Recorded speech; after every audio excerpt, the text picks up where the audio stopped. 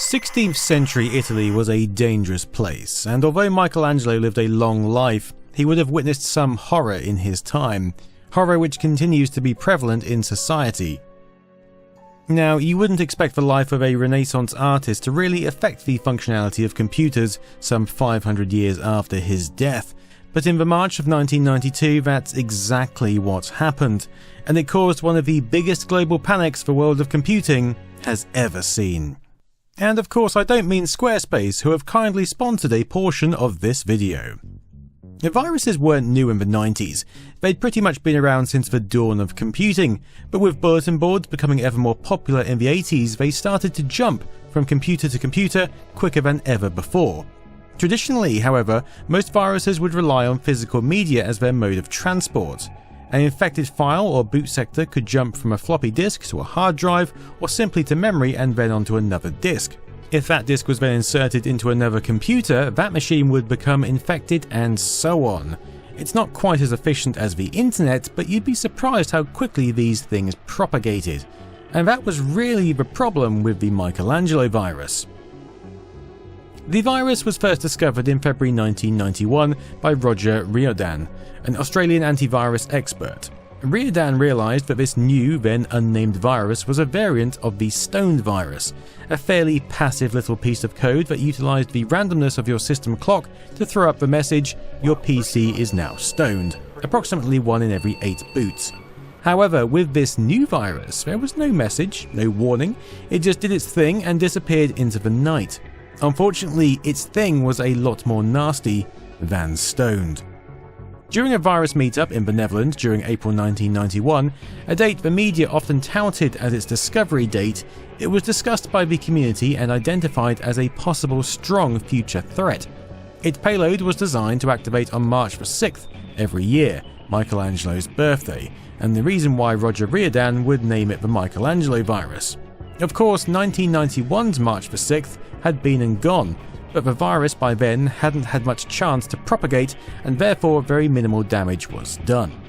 However, March the 6th, 1992, what would have been Michelangelo's 517th birthday, could be a different matter. By October of 1991, most new antivirus software of the time was able to detect and remove the virus.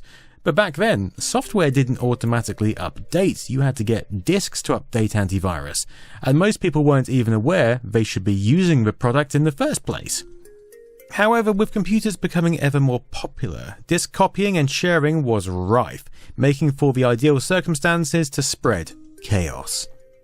Now, just like Stoned, and in fact the real Michelangelo, who apparently slept in his boots every single night, Michelangelo the virus is a boot sector infector.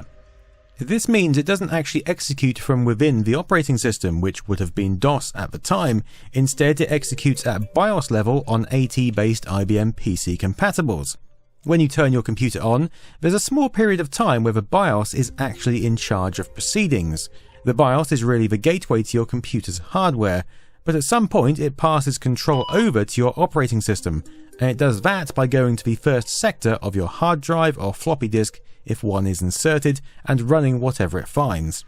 If you were to boot from a floppy disk with an infected boot sector, Michelangelo would first load straight into the top of system memory, reallocating interrupt 12 so it didn't get overwritten, before inserting itself into the boot sector of your hard drive and shifting the original boot code to cylinder 0, head 1, sector 14.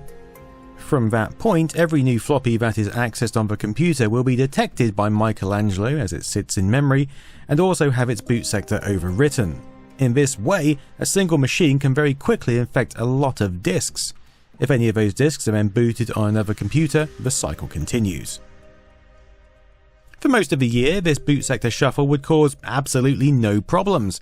However, if your computer was turned on Michelangelo's birthday and your clock was set correctly, then, as Dano Oct 1's channel demonstrates, this would be your fate. Because our computer is not booting, and I don't know why that is.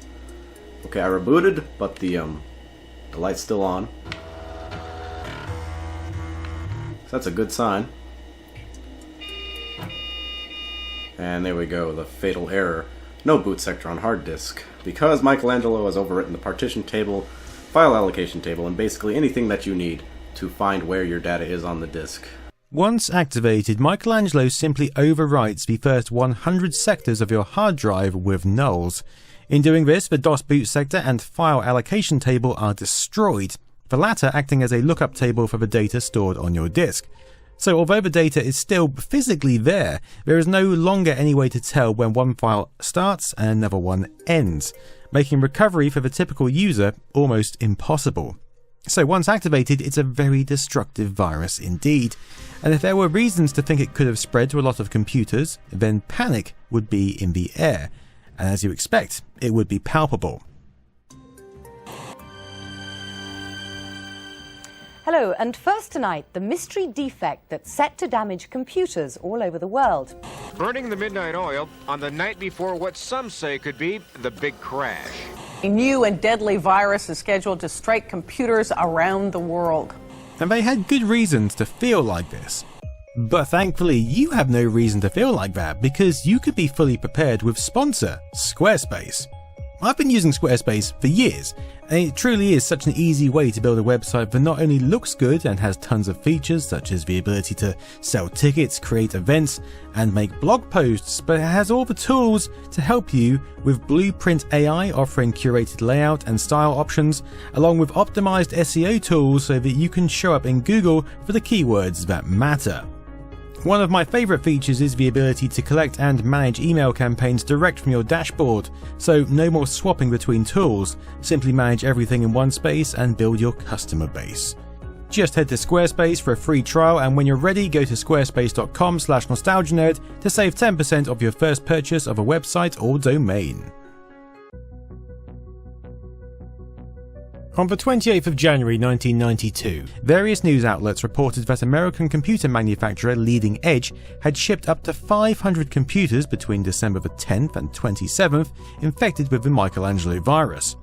Warning of its dangers, Leading Edge had stated they planned to send customers special software designed to track down and eradicate the virus.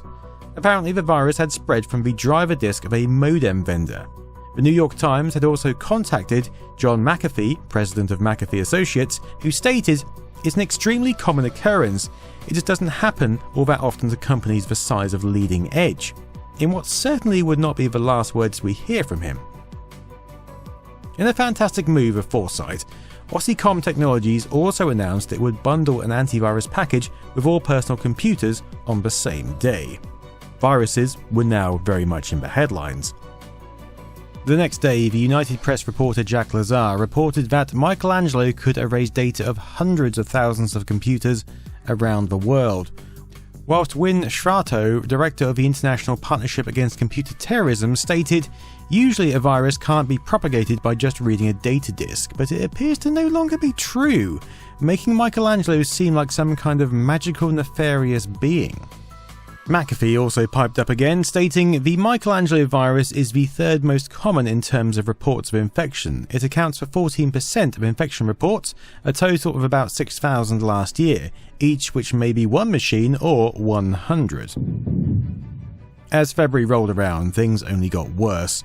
On the 3rd, it was reported that DaVinci Systems had distributed 900 infected disks during January, and by the 11th, McAfee was back again, this time stating that 5 million computers around the world were infected, something that reporter Wilson Da Silva would relay to the masses.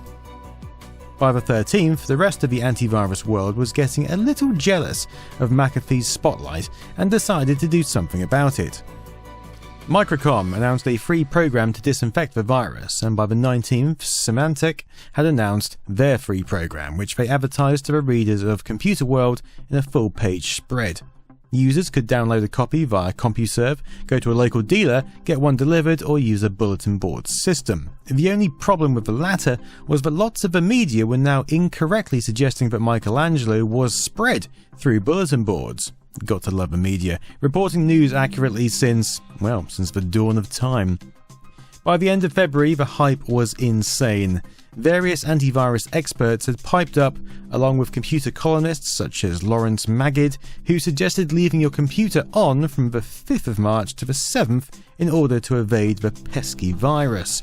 All good, Lawrence, unless you have a power cut on the 6th and your computer automatically reboots.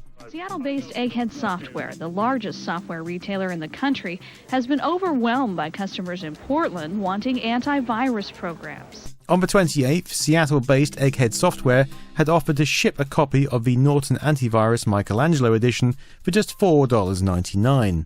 Unfortunately, they wouldn't actually ship most copies until after the 6th of March, rendering it a little bit useless.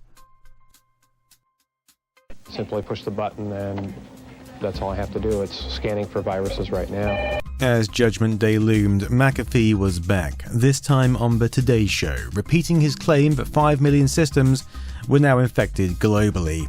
He doesn't even use the word estimate. Apparently now this is a cold hard fact. It sends the media into further meltdown, as broadcasters and publishers rush to get last-minute stories out, warning people of the global pandemic threatening life as we know it. On March the 3rd, Poland woke up to the headline, "Michelangelo, the mass murderer, will attack on Friday." Whilst back in the States, not only had the Associated Press reported that Michelangelo had invaded Capitol Hill, but even Intel had problems, having to cease shipment of their LAN spool networking program after discovering 839 disks infected with the virus. They had been using antivirus software, but it failed to detect this stoned variant. If Intel were having problems, then that didn't bode well for the rest of us.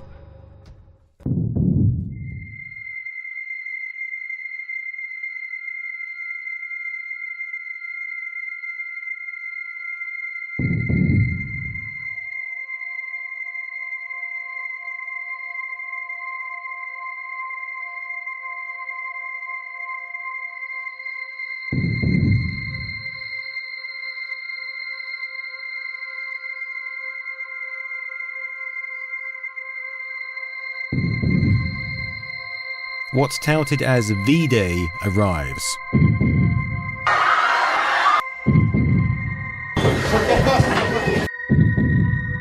We'll have on-site coverage live from the scene later in this broadcast. As dawn broke on the 6th of March, the first news stories started rolling in. Most of them were just talking about the virus and what was expected to happen, an acknowledgement of the day more than anything else. After all, how can you have a printed article about events which are currently taking place? This wasn't the internet. But what we did have, even then, were time zones, with places like Asia and Australia able to report back just in time for some Western media. The Associated Press would state, personal computer users reported scattered outbreaks today of the Michelangelo virus, but no widespread damage from the much-hyped software invader. The UPI, the long-awaited Michelangelo virus, struck around the world Friday, although it did not appear to be the data disaster that some had predicted. These weren't the frenzied, chaos-laden headlines we were expecting. These sounded more like sedate weather reports than the dawn of a global pandemic. But maybe things would be different in the States or Europe. Maybe the virus had taken a stronger foothold in these technological havens. Just before midday, 1,200 automated teller machines in New York shut down. Shortly afterwards, 3/4 of New Jersey's lottery machines went offline. Some of New York Hilton's systems also went down, and Philadelphia cable TV subscribers found their sets locked to the channel they had been watching the day prior. Maybe Michelangelo really had taken hold here. Maybe shit was about to get real. It turned out that Citibank had suffered a power outage affecting cash machines, a computer glitch had affected the lottery systems, a power lead had been knocked out at the Hilton, and cable TV was, well, being cable TV. Although residents were quick to blame the virus, these turned out to be unrelated incidents, with the day rolling on with not so much as a harsh word being uttered. AP reporter Bart Ziegler would send a newswire to the effect of, "The day of techno doom turned out to be a dud. The day's news media relayed forecasts of impending doom from Michelangelo. The story had all the right elements. A mysterious invader with a sexy name that caused havoc by a definite deadline in machines relied upon by millions." The reports often failed to mention that many projections of potential damage were provided by companies that make antiviral software and stood to benefit from the scare. One source was John McAfee of McAfee Associates, the largest seller of virus-killing programs. McAfee was widely quoted as saying Michelangelo had infected up to 5 million computers worldwide.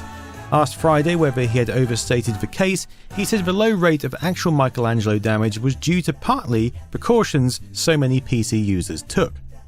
Based on reports to his company, McAfee himself rapidly changed his estimate from 5 million to 10,000 computers worldwide.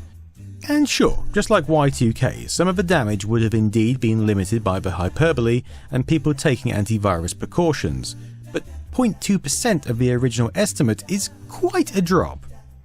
Symantec claimed that 250,000 users around the world had obtained a copy of their disinfector program, clearly helping to deaden the impact, but the actual shouts of infection were pretty limited. AT&T reported that 2 of their company computers had gone down out of their 250,000 machines worldwide. A bowling centre in Swanton lost their bowling league information. I'm totally shocked.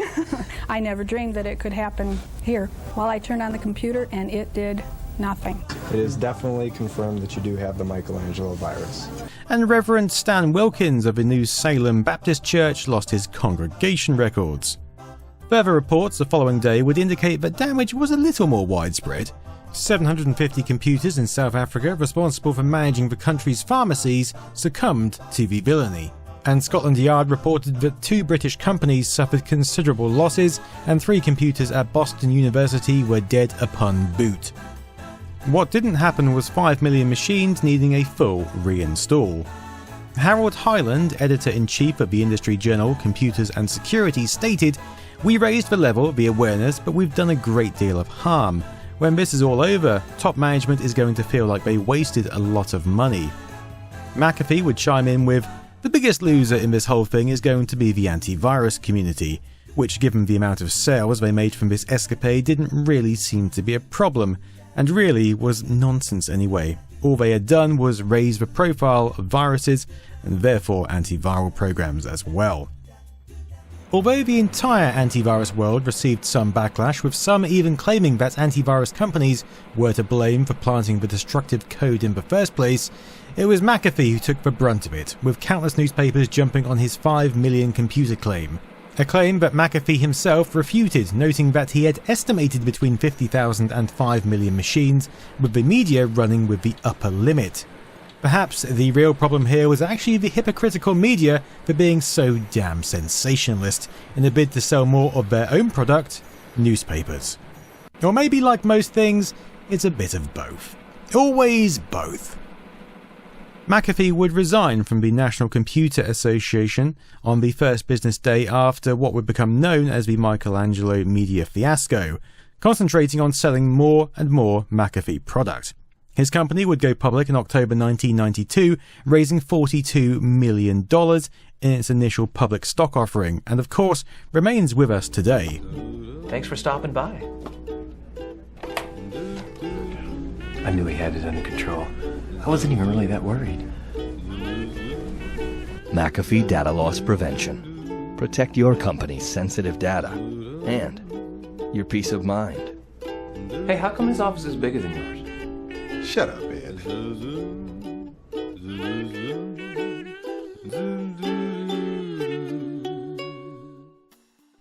Even if McAfee himself doesn't, having allegedly been found hanged whilst inside a Spanish prison cell just hours after a court ordered his extradition to the United States on tax charges. The main lesson the media learned was that they should probably speak to experts instead of antivirus salesmen when trying to gather facts and foresight. However, given a similar scaremongering tale had happened only a few years prior with the Data Crime 2 virus, which also wiped out hard drives on Friday the 13th, although not very many at all, it seems like lessons take a few attempts before they're learned. It's no wonder that the next Friday the 13th virus, which funnily enough was due just a week after Michelangelo, went pretty much unmentioned by the embarrassed media. Roll on the Millennium Buck. Until next time, I've been Nostalgia Nerd. Toodaloo. Most likely, the IBM PCs were targeted for the virus by some unknown hacker or hackers because of their immense popularity. Some 30 million have been sold. Data crime isn't the first computer virus.